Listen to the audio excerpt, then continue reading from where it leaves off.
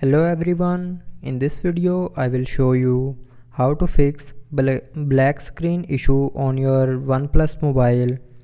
So before starting the video, don't forget to subscribe the channel and also press the bell icon. So to fix this issue, first of all try restarting your mobile. So to do that, press the power button and volume up button at the same time.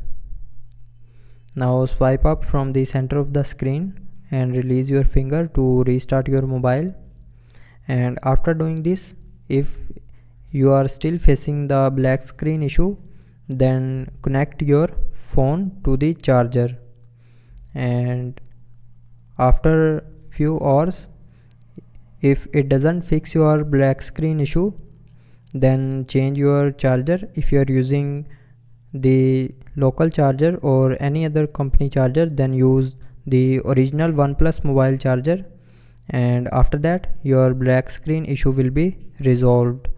But if you are still facing the problem, then check for any physical damage to your phone, and if you cannot see any physical damage, then take it to your near repair shop so they can repair your mobile black screen.